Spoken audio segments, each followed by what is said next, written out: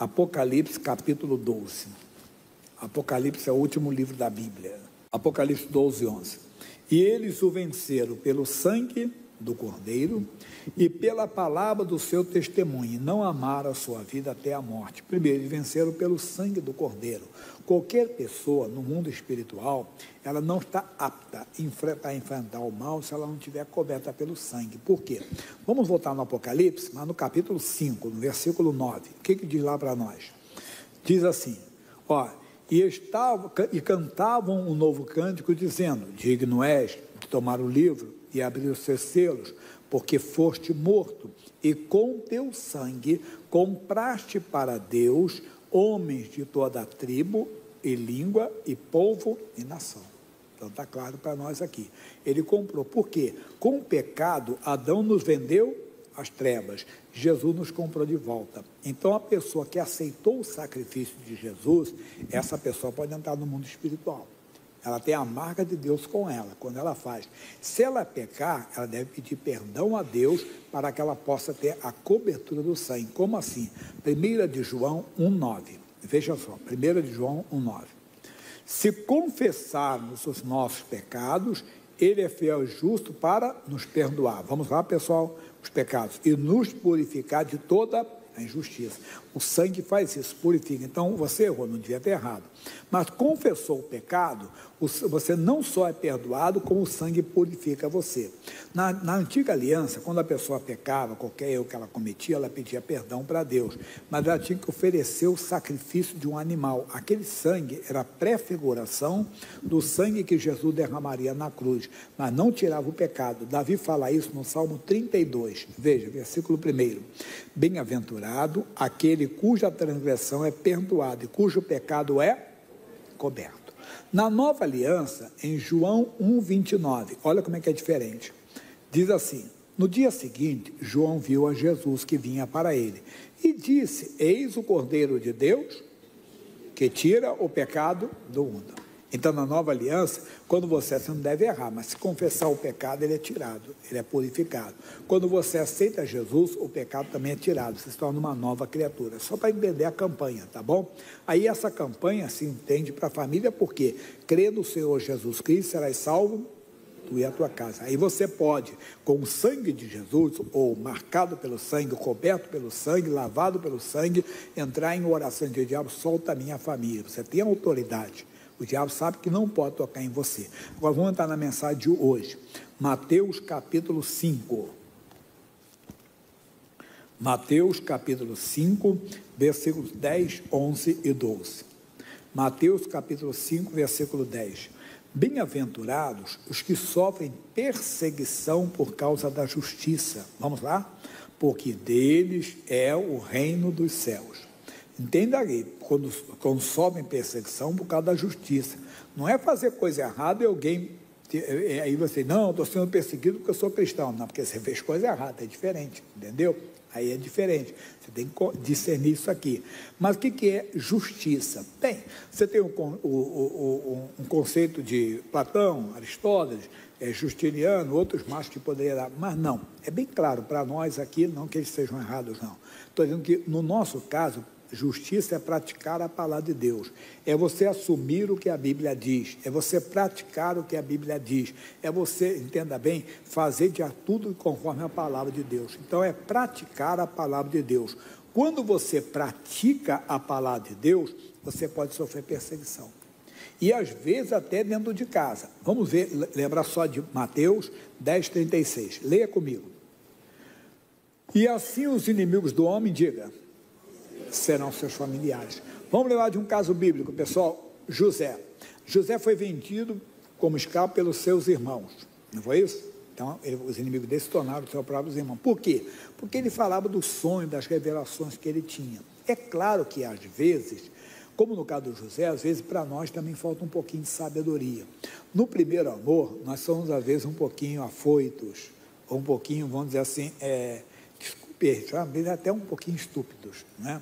Eu expliquei, faço uma ilustração aqui, uma brincadeira para você entender.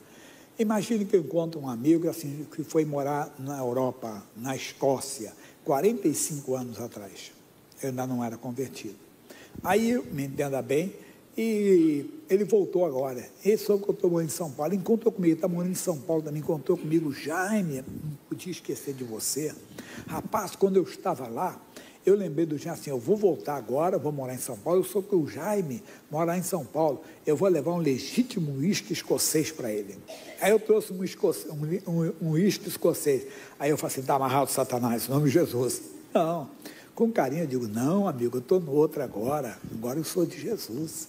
Quem está em Cristo, a Bíblia diz que é nova criatura. Eu já prego para ele, começa a pregar a palavra de Deus para ele, começa a anunciar o Evangelho para ele. Mas às vezes nós somos assim, não é verdade? A gente está amarrado, qualquer coisa que a pessoa fala, alguém da família, nós discutimos, nós brigamos e tudo. Bem, mas o José foi vendido como escravo pelos seus irmãos.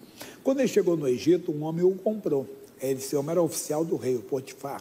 E o que ele fez? Levou o José para casa. E ele começou a reparar que o José era de uma habilidade, vamos dizer, sobrenatural. O que ele fazia dava certo. Tudo prosperava na mão do José. Ele colocou o José como gerente da casa dele. Só que a mulher desse homem não tinha juízo. Vamos para Gênesis capítulo 39, versículo 7. Gênesis 39, versículo 7. Diz, e aconteceu depois dessas coisas, que a mulher do seu senhor pôs os olhos em José e disse, deita-te comigo, mulher sem juízo, né? Porém ele recusou e disse à mulher do seu senhor, eis que o meu senhor não sabe do que há em casa comigo, e entregou em minha mão tudo o que tem. Ninguém é maior do que eu nesta casa, e nenhuma coisa me vedou, senão a ti, porquanto tu és sua mulher. Como, pois, eu faria este tamanho mal e pecaria contra Deus? Porque qualquer pecado é contra Deus. Por quê? O que é pecado, pessoal? Desobediência à palavra de Deus. Então, quando você transgride a palavra de Deus, quando você desobedece, é pecado. Então, ele não quis pecar. Por quê? Porque ele praticou a justiça. Ele praticou a justiça. Praticando a justiça, a mulher ficou com raiva. O que aquela mulher poderia dizer? Oh, você é um bom rapaz, hein? Você é honesto. Você realmente é temente a Deus. Você realmente conhece, você segue, você honra o teu Deus. Olha, obrigado, não vai acontecer mais isso. Mas não, ela insistiu. Aí que ela ficou com raiva. E ela insistia. E a última vez que ele falou não para aquela pessoa, que uma hora dessa ele vai ceder. Não, ela não cedeu. Ele foi fiel até o final. E ele saiu correndo um dia, e a capa dele ficou na mão dela. Ela gritou, pessoal, esse hebreu veio me afrontar. Entrou aqui na minha casa e tentou me forçar. Entenda bem, o marido chegou, o José já preso, foi levado para o cárcere. Mas o que aconteceu? Deus honrou.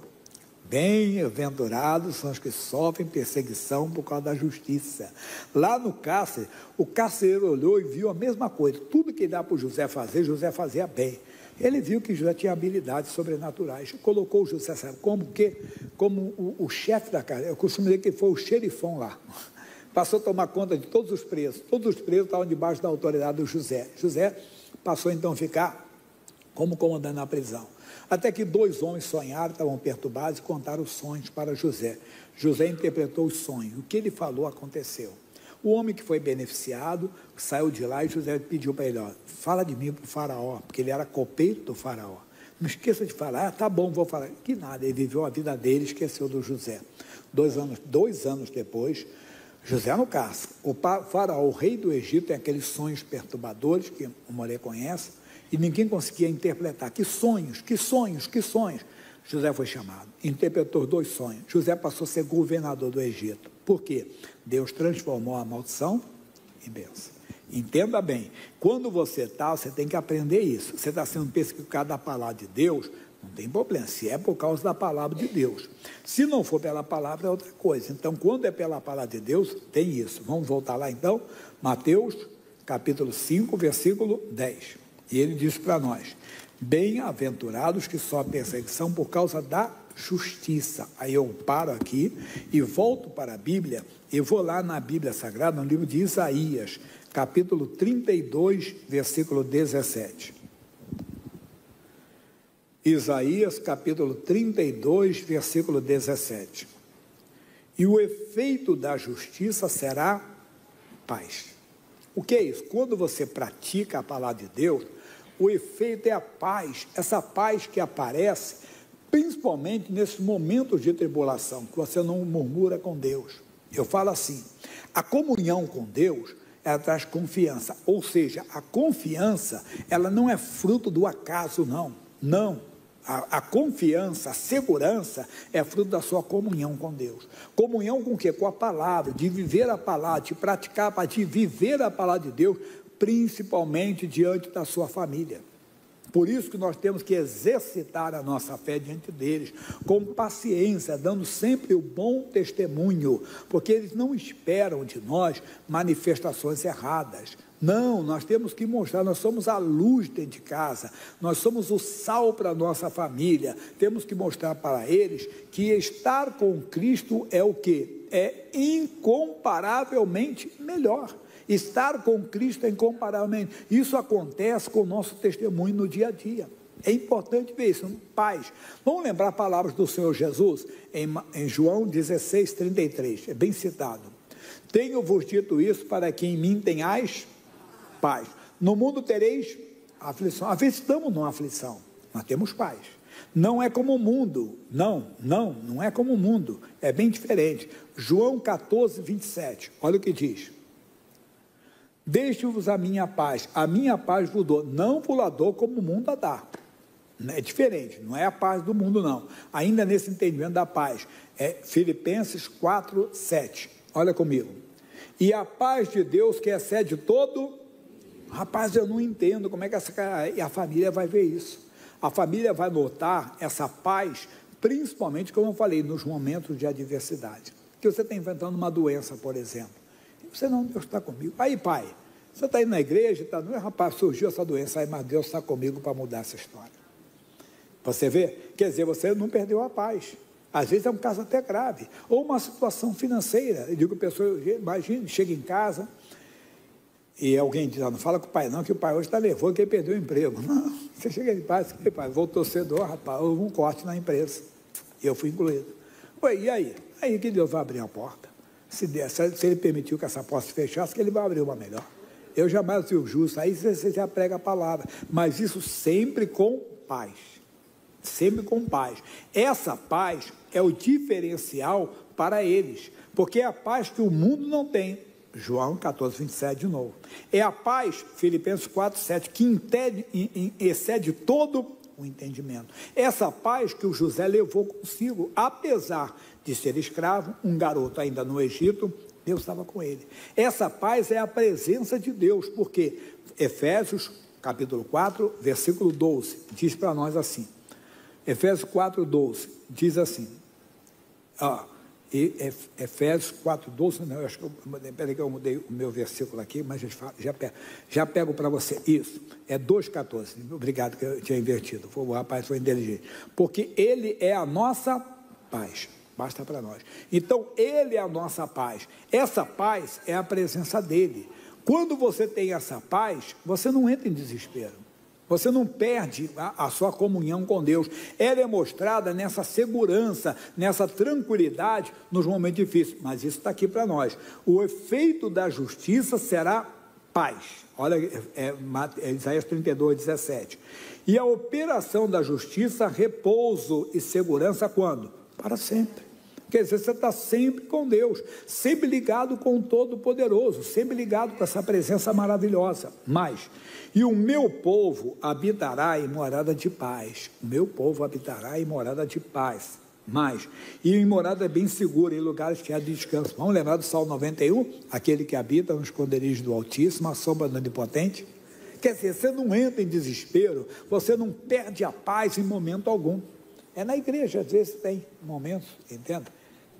Você encontra aqui uma diversidade de pessoas, né? Um povo, vamos dizer, heterogêneo, né? Vários tipos de pessoas. Você encontra pessoa que é calma, que é tranquila. Às vezes tem pessoa que vem de outro ministério, tem costume diferente, tem que ter paz, tem que ter tranquilidade para conversar com eles. Às vezes tem aquele que filho dá mais trabalho, não dá mais trabalho. Não dá? Não tem filho, às vezes, que é especial.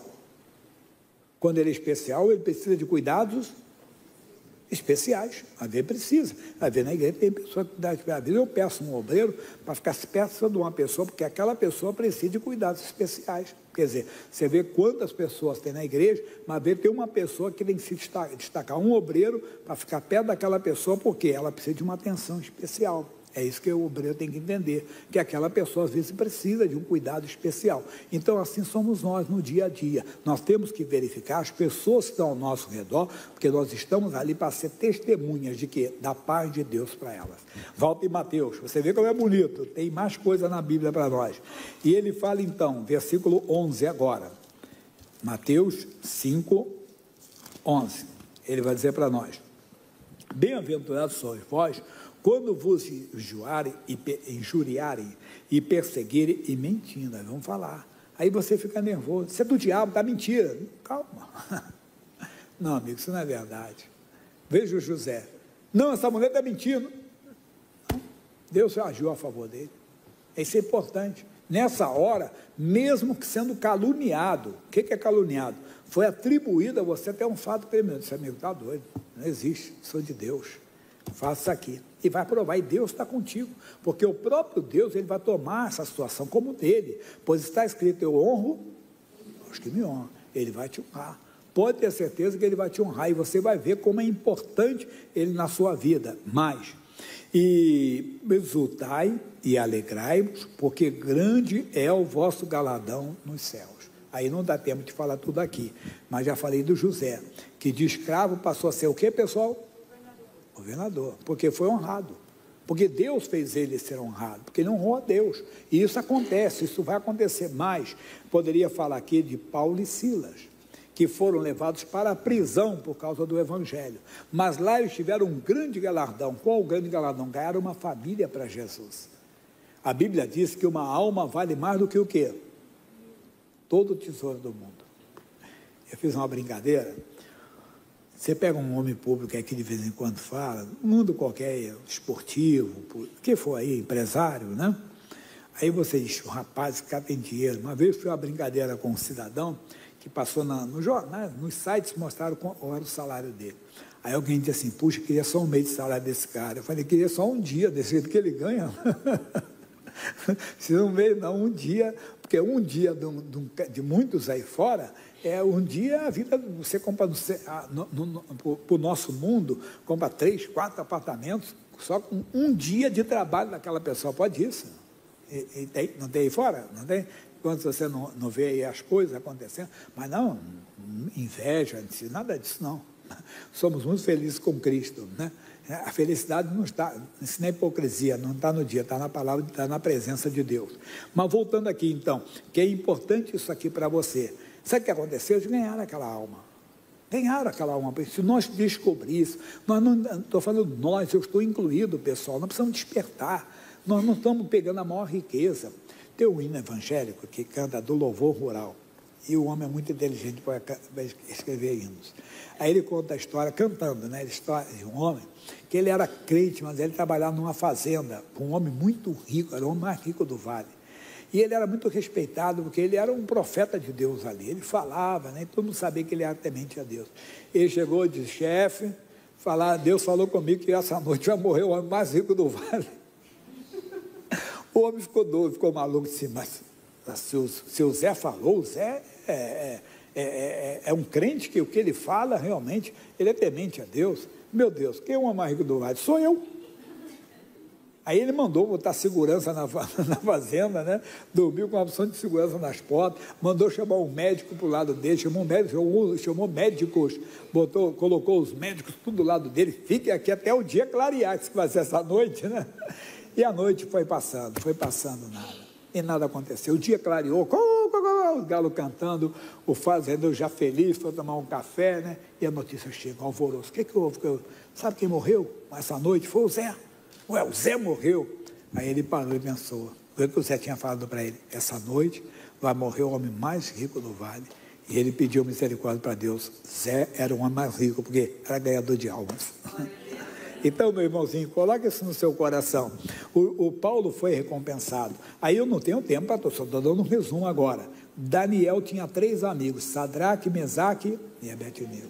E eles não quiseram se dobrar diante da imagem de Nabucodonosor. Porque eram bestas? Eram rebeldes? Não, porque a Bíblia diz, não farás para ti imagem de escultura. Não prestarás culto a elas, não se dobrarás diante delas. O que eles preferiram? A morte do que entrar na desobediência. Foram levados lá para a fornalha de fogo ardente. O que aconteceu? Só isso aqui rapidinho.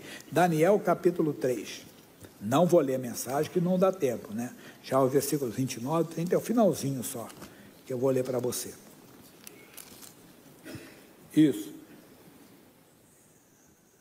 Capítulo 3, já o versículo 28, 29, 28 e 29. E falou Nabucodonosor e disse, seja o Deus de Sadraque, bendito seja o Deus de Sadraque, Mesaque e Abednego, que enviou o seu anjo, e livrou os seus servos, que não confiaram nele, pois não quiseram cumprir a palavra do rei, preferindo entregar seus corpos, para que não servisse nem adorasse algum outro Deus, senão seu Deus. Atenção, por mim, é feito um decreto que pelo qual todo o povo, nação e língua, que disser blasfêmia contra o Deus de Sadraque, Mesaque e Abednego, seja despedaçado, e suas casas sejam feitas um monturo, porquanto não há outro Deus que possa livrar como este. Sabendo que na Babilônia eles cultuavam tantos deuses, lá tinha sacerdotes, todos eles tinham que se calar a respeito do Deus verdadeiro. Agora aqui, a honra deles. E o rei fez o que, pessoal? Prosperar a Sadraque, Mesaque e Abednego na província da Babilônia. Vale praticar justiça honrada, Deus vai honrar você.